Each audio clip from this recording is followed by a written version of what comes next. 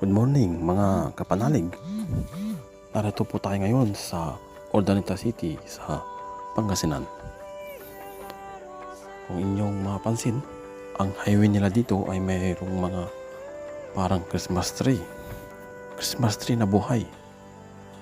Yan. Sa bandang kaliwa ko po, makikita po natin yung mga parang mga maliliit na Christmas tree sa gitna ng highway.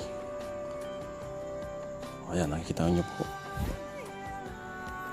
Maganda pong pagmasdan na kahit hindi pa Disyembre, para nang Pasko dito sa Urdaneta City, dito sa probinsya ng Pangasinan.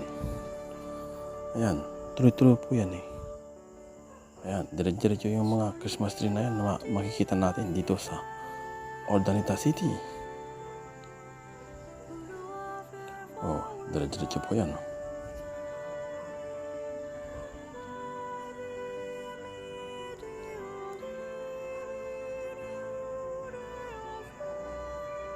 Ayan.